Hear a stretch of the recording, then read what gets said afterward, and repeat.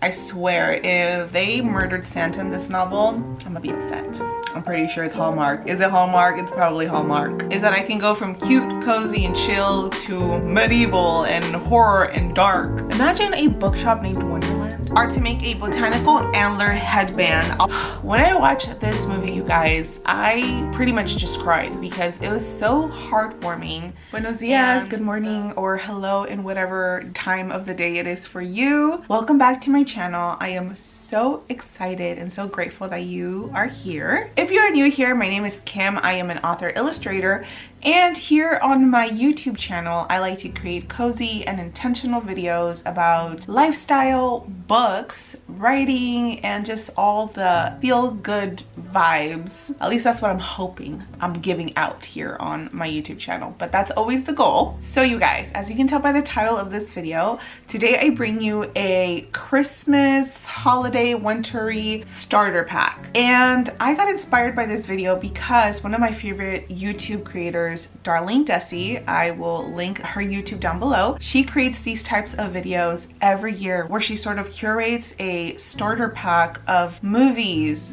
books, shows, activities, crafts that you can do that are holiday Christmas themed during this time of the year. And considering that we are almost to winter, even though these days it feels like winter's already here, technically winter doesn't start until late December, so we're almost there. So considering we're almost transitioning into the winter season, I figured I would create this video because I personally love these type of videos where it gives me ideas of what to do for the holiday or for that particular season. Because one of my things is to live seasonally.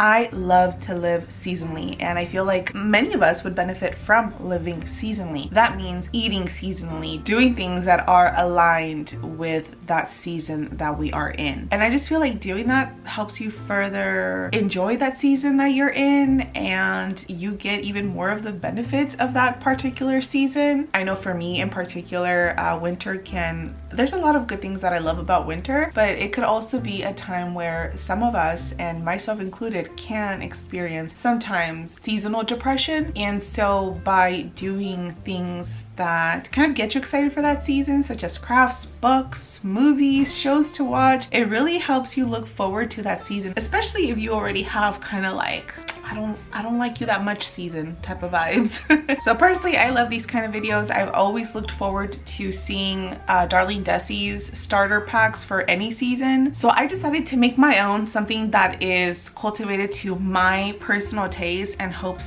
that some folks out there can also enjoy things that I'm gonna mention on here. So in this video, you can expect books, you can expect movies and shows and crafts and activities to do that are in alignment with the winter and Christmas season. So with that being said, friends, grab yourself something cozy and warm to drink and get comfortable. I think this is going to be a pretty long and chatty video, so I hope that you enjoy. If you enjoy this video, please, friends, like, subscribe, comment, and engage with this video. It helps me so much with the algorithm, so my videos can get pushed out to the audience that is for me, to the audience that is looking for this type of content, in hopes that I can find my peoples. So if you are one of my peoples, cheers, and I hope that you enjoy this video.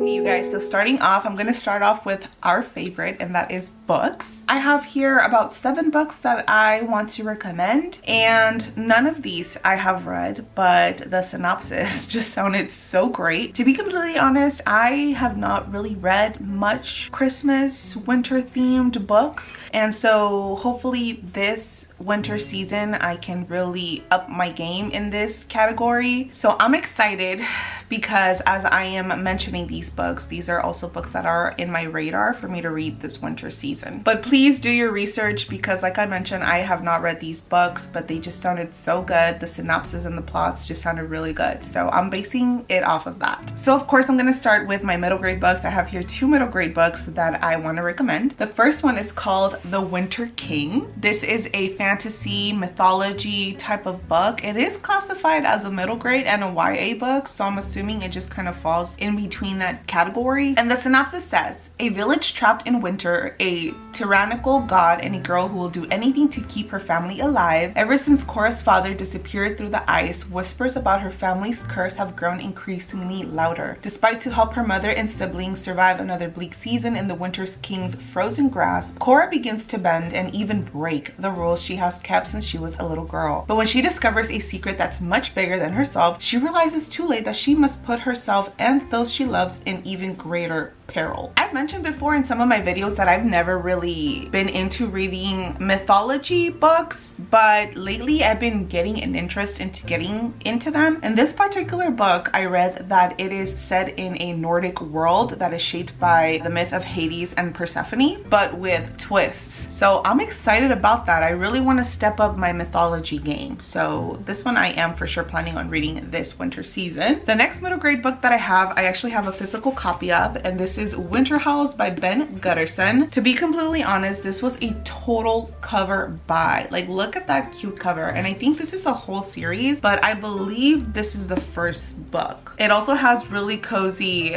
little sketches inside, which are always a plus for me. I love a good book that has illustrations inside. It adds more to the magic. It says here, Orphan, Elizabeth Summers, Malevolent, and Purdy, and Uncle Burlap ship her off to the ominous Winter House Hotel, owned by the peculiar Norbridge Falls. Upon arrival, Elizabeth quickly discovers that Winter House has many charms, most notably its massive library. It's not long before she locates a magical book of puzzles that will unlock a mystery involving Norbridge and his sinister family. But as she uncovers the hotel's secrets, Elizabeth starts to realize that she is deeply connected to Winter House, as dangerous as that may prove to be. I love a good book that's based in a hotel because it just sort of reminds me of The Shining, and I love The Shining, and The Shining is based in winter, also at a hotel. I know this is like completely different, but it just, you know, hotel, winter, secrets, that kind of gives me that vibe, but just middle grade. So I'm excited for this book. The next book that I have here on my list is called The Mistletoe Motive by Chloe Leese. This I've read that is an enemies to lover story, and it also takes place in a workplace. It says that it is also a novella and it's a slow burn. So if you're looking for a slow burn, then you have it right here. It says here, he loathes the holidays, she loves them, she's full of festive cheer, he's brimming with bah humbugs. Besides unreasonably seasonable names, the only thing Jonathan Frost and Gabriella de Natel have in common is a healthy dose of mutual contempt. Well, that in the same place of employment at the city's most beloved independent bookstore, Bailey's Bookshop. But when the store's owner confessed its dire financial state, Jonathan and Gabby discover another unfortunate commonality, the imminent threat of unemployment. With Bailey's request to minimize expenses with new customers and make record sales dancing in their heads, Gabby and Jonathan conclude, bearing a financial Christmas miracle. One of them will soon be cut from the payroll. Neither are willing to step down from their position, so they strike a bargain. Whoever has more sales in December gets to stay on in the new year. The loser will resign. With a lifetime's worth of festive tricks up her sleeve, Gabby should easily outsell her nemesis, except the unreadable Mr. Frost. Every move seems purely designed to throw her off her game. That sounds like a really cute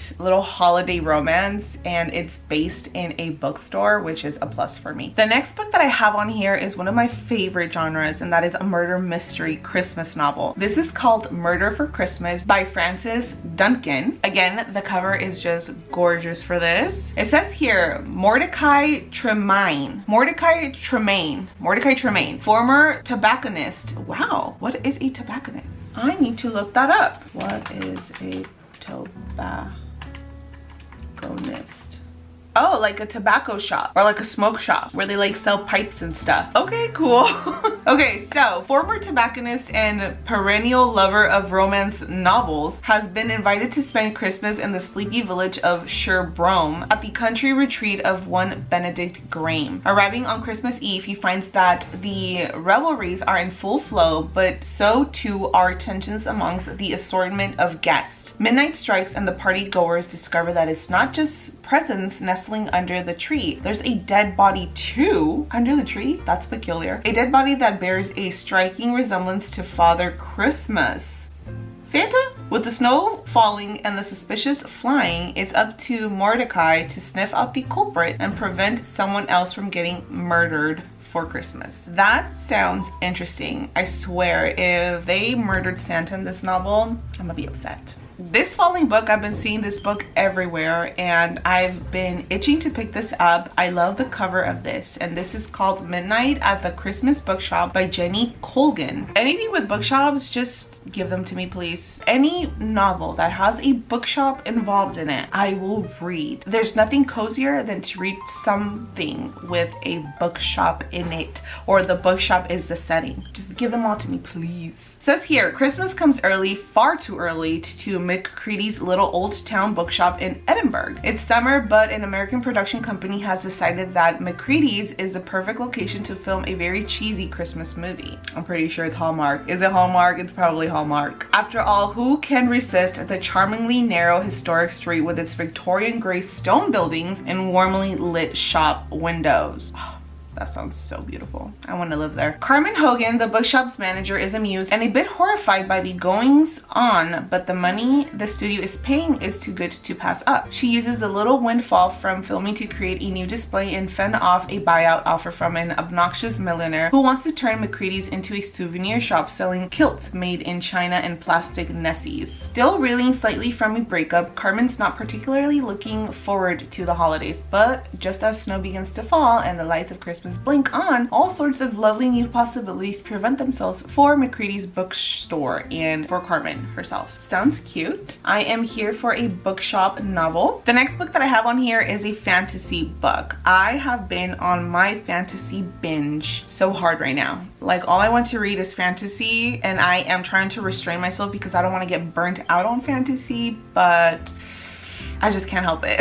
This one is called A Winter's Promise by Christelle Dabos, and I've seen this book around all the time. It's a series as well, but I believe this one's the first one. And I've picked it up before, like I'm gonna buy it, and then I ended up putting it back because I found even something more that I wanted, and of course we gotta finance and yeah. But anyways, I've picked this book up before and I've been wanting to read this for a long time. I love the covers. I love the whole series has like a similar cover, but they're all in different colors and the colors are just so beautiful. So the synopsis of this book says, long ago, following a cataclysm called the Rupture, the world was shattered into many floating celestial islands known as arcs. Each has developed in distinct ways. Each seems to possess its own unique relationship to time, such that nowadays vastly different worlds exist together but apart. And over all of the arcs, the spirit of an omnipotent ancestor abides. Ophelia lives on Anima, an arc where objects have souls. Beneath her own scarf and thick glasses, the young girl hides the ability to read and communicate with the souls of objects and the power to travel through mirrors. That's a cool power. I like that. Her peaceful existence on the arc of Anima is disrupted when she is promised in marriage to Thorn from the powerful dragon clan.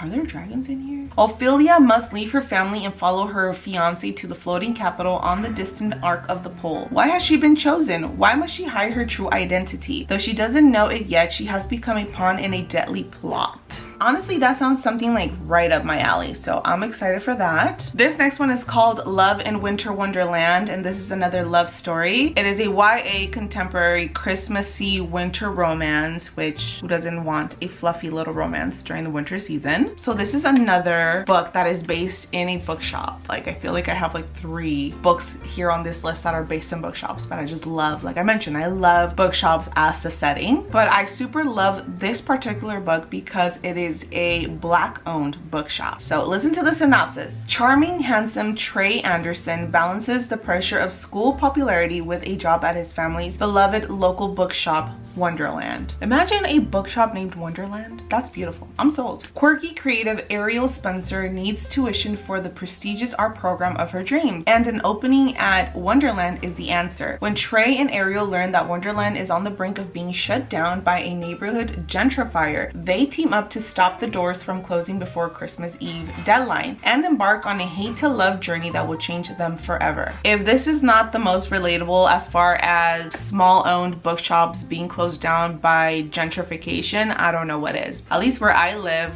a lot of that has been happening and it breaks my heart. That is why it is super important to also support indie, small-owned, family-owned bookshops. So this one's a win for me. I am so excited for this one. So that is all the books that I have on here. Let's move on to some winter holiday-ish movies. The first one I want to recommend is one of my all-time favorite movies that is based during the winter season, and it has a little bit of Christmas in there as well, and that is Perks of Being a Wallflower. I love this movie so much. It is one of my most favorite movies to watch during the winter season, and honestly anytime during the year. I know what this movie is about, but just so I don't lose track of everything my mind is trying to say, I'm just gonna read the synopsis online. It says, socially awkward teen Charlie is a wallflower, always watching life from the sidelines until two charismatic students become his mentors. Free-spirited Sam and her stepbrother Patrick help Charlie discover the joys of friendship, first love, music, and more, while a teacher sparks Charlie's dream of becoming a writer. However, as his new friendships prepare to leave for college, Charlie's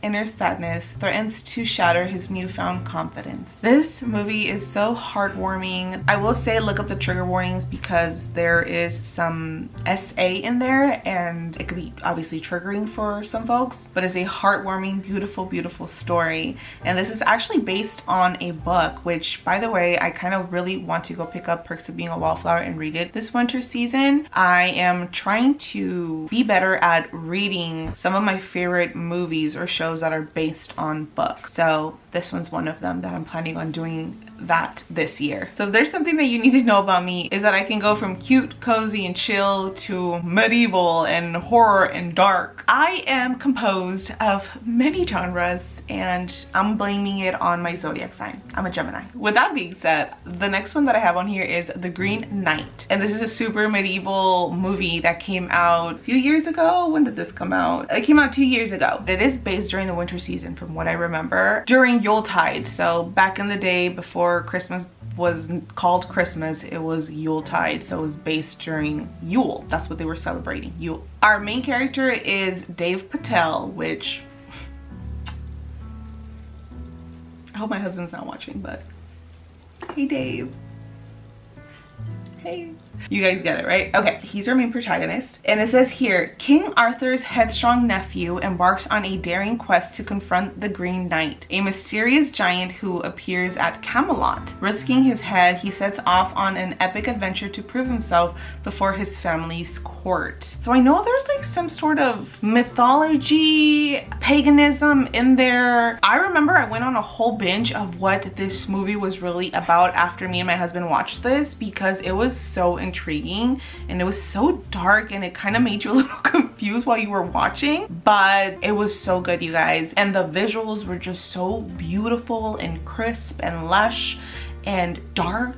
It was just giving me everything and I love it. So if you are into medieval pieces, definitely check out The Green Knight. Of course, I cannot not recommend this next movie. This is Little Woman. If you've never read Little Woman or watched any of the Little Woman movies, please do yourself a favor and read it or watch it. I've never read the book. I have the Little Women book and I want to read Little Woman this winter season, so I'm hoping I can get to that. But I've always wanted to read it. I'm just a little afraid because Little Women is a classic, and sometimes with classic literature, my brain can't comprehend those words. But we're gonna try. We're gonna try our best this year and read a classic piece. So a little short synopsis about Little Women. It says, in the years after the Civil War, Jo March lives in New York and makes her living as a writer, while her sister Amy studies painting in Paris. Amy has a chance encounter with Theodore, a childhood crush who proposed to Jo but was ultimately rejected. Their oldest sibling Meg is married to a school teacher, while shy sister Beth develops a devastating illness that brings the family back together. So that's a little short synopsis, but it's so much more than just that. It's about family dynamics, it's about sisterhood, it's about loss, it's about grief,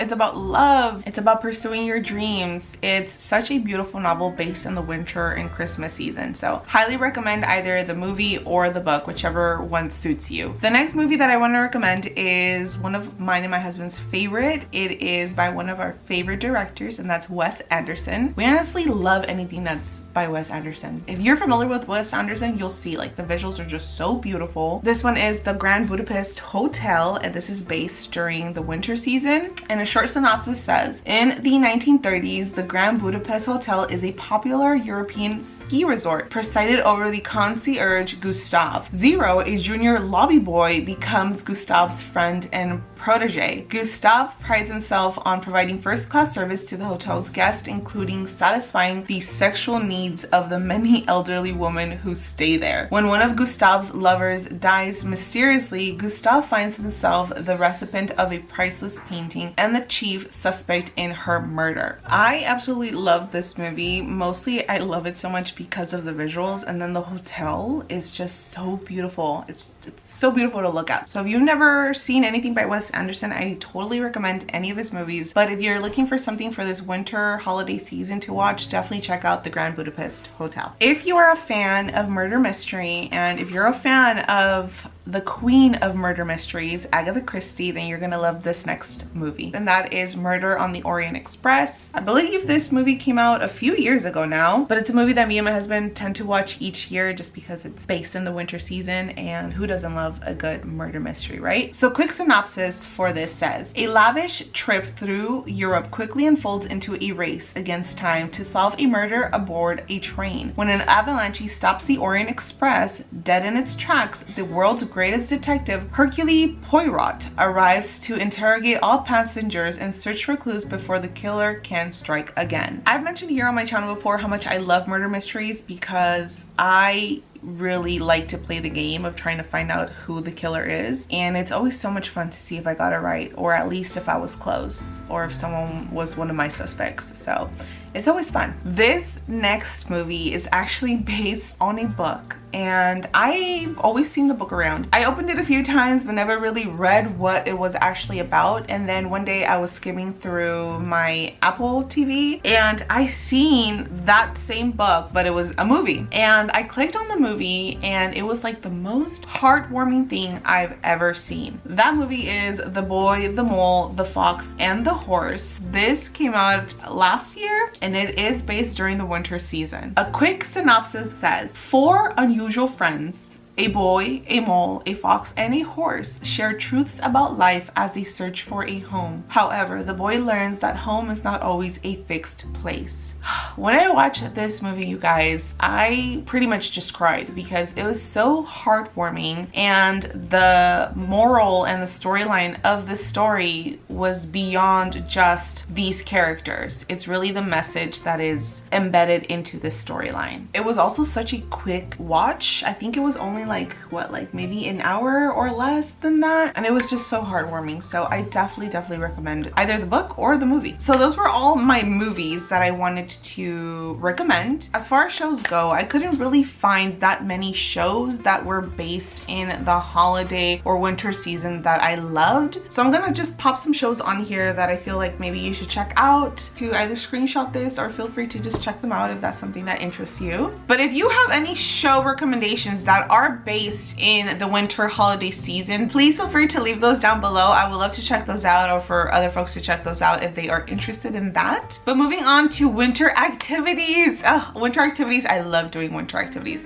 I like doing any sort of activities that is based because of that season. So my first one on this list, and if you know me, I like quirky, I like romanticizing my life and things and the season. That is my vibe. I like things that are cozy and that are slow paced and that bring a bit of whimsy and magic into my life, because that has helped me severely with my anxiety. And so I always like to include little whimsy and magical things like that. With that being said, for winter activities, my first one on this list is to take cozy Christmas pictures. Me and my husband love doing this every year. We like to either have one of those ugly Christmas sweaters on, or have like any sort of holiday colors on, and then take a picture by your Christmas tree or by something that is wintry along with Adobe. And this is not to say that you have to have a partner to take pictures with or a pet to take pictures with, but if you do, include them in this. But I also think that it would be cool to sort of maybe match the book or the holiday book that you might be reading with a cozy Christmas sweater or Christmas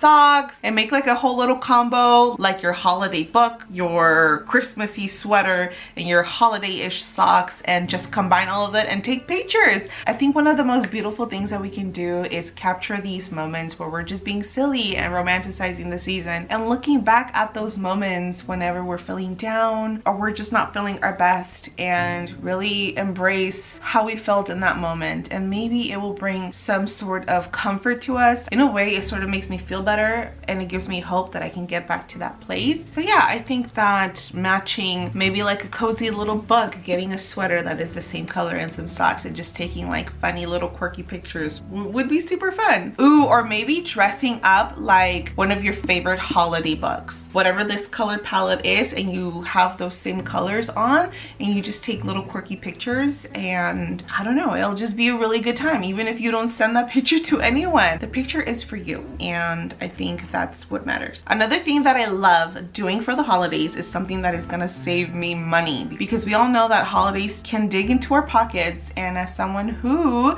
is always looking for ways to save some money, I mean, who doesn't like saving money, right? I like also incorporating things that will save me some bucks, and I can still have a good old grand time. So one of my favorite activities to do is to drive around and look for Christmas lights on houses or on buildings. Something about just driving around and looking at Christmas lights through your car window, or even if you stop and just get out and walk in a neighborhood and just look at all the beautiful Christmas lights, it just feels like you're in one of those Christmassy holiday movies. You can put on some nice Christmas music or just holiday music in the background in the car as you're driving around, and you're just looking at all the lights. Me and my husband do it every year. We just pop on some music, we'll take Dobie with us, we'll even go and grab maybe a cup of coffee or bring some coffee with us or a hot chocolate, and we'll just go drive around and look at Christmas lights. It's so much fun. Like, I cannot wait to do that this year. The next activity I have for you guys is to go foraging. Go forage some pine leaves, or go forage some pine cones that you can use in your activities. I already foraged some pine cones, and I have so many ideas of things that I want to do with my pine cones, but I need to go forage some pine tree leaves, because I have some crafts planned that require some pine tree leaves. So yeah, go forage. Use our natural elements outdoors that you can get for free as long as you're foraging respectfully, and utilize those things to make house decorations, to make DIYs, and to just have craft nights. So those are the 3 little winter activities that I have for you guys. Now moving on to my last section here, it is winter holiday crafts that you can do this season. The first one that I have for you guys here is to make an ornament. Make your own DIY ornament. Me and my husband do this every year. We make our own little paper craft ornaments, and I shared this ornament that I did this year like in one of my other videos. I forgot which one I shared it in. I made this little ornament here. She was meant to be an angel. I got super into just drawing, and I completely forgot to draw her wings, and I painted her, and I got this for her head, and it wasn't until I was tying this up here that I realized that I completely forgot her wings. But I absolutely love her. Every year me and my husband make paper ornaments, and I think it's so fun to do. You don't have to be a great drawer or anything. Let me show you my husband's. This is Batman, you guys. This is my husband's ornament this year. I just love his Batman. It's so cute. He has a Christmas hat on. It's so cute, and it's so him. And this one's mine. So we make ornaments every year, and they could just be made out of just painting paper. Me and my husband make them out of paper each year, and they're just so much fun. I'm gonna put some other examples on here on the screen of other ways that you can make ornaments. Like, you can paint an ornament just ball, like those spheres that are traditional for your Christmas tree. You can paint it and add color to it. I've also been trying to make fabric ornaments. I've been really trying to get into fabric and sewing and knitting, and so I want to do a fabric ornament ornament. And I went to World Market the other day and I seen some fabric ornaments that were just so whimsical and cute, but they were so expensive. And I was like, I can literally make that out of just fabric that I have at home, of like clothes or little pieces of fabric that I just don't use or that I have laying around. I can make that at home. I think it's so much more fun whenever you make your own ornament rather than just going to the store and buying one. Of course, you can still do that, but if you want something that it's a little bit more financially accessible, use the things that you have laying around at home. I had paper and paintings laying around, and that is literally what I made, and it was so much fun. Another thing that I love doing is making my own garlands for every season. So this season, you guys seen my little stars that I made that I hung up here in my desk area, and I also made a little star garland that I popped over here on my bookshelf. I showcased some of it in my last video, I believe, and that was so much fun. It was just stars and we painted on it and we just taped it to a piece of yarn and we put it on our bookshelf. Another garland idea that I'm thinking of also maybe making this year is a gingerbread house garland. I'll pop a picture on here. Oh my gosh, you guys, that looks so good. I just feel like gingerbread houses are so cute. I don't necessarily like eating gingerbread houses. I just don't like the taste of gingerbread, but I feel like gingerbread houses are just so cute to look at. And the last winter holiday activity that I have that I am for sure making this year are to make a botanical antler headband. I'll pop a picture on here about what I mean. Oh my gosh, you guys, I want to make this so bad, and I think all I have to do is pretty much just buy the solid headband, which I think I already have one, but I for sure need to get like some little antlers, and then the botanical stuff, I can just forage it and glue it all together, and from there I have an antler headband that I can use this holiday season. But doesn't that look so whimsical and cute? It looks so cute. I need to make this craft this year for sure. Again, you guys, I think this is all about just having fun and romanticizing the season and trying to live seasonally and embracing the season that we're in. I know that the holiday season can also be a very sad season for many of us, and that is why I also feel like doing things like this can help us rewrite how we feel about particular seasons and give it our own story and not attach that season to what it used to or it reminds us of, and just give it a new meaning. Remember, we are capable of creating our own stories and rewriting the stories that hurt us. We don't have to attach it to that hurt. We are capable of rewriting those stories and giving it a new meaning. So with that being said, friends, I appreciate you so much for being here, for watching, for listening. If you are planning on reading anything this wintry season, or you have any winter recommendations as far as books, movies, shows goes, or activities or crafts, please comment those down below. I always love to hear from you all, so thank you so much for being here. I appreciate you, friends, and I hope that you enjoyed this video. If you did, please remember to like, subscribe, comment, engage with this video. It really helps out my channel. So until then, friends, thank you so much. Take care and bye for now.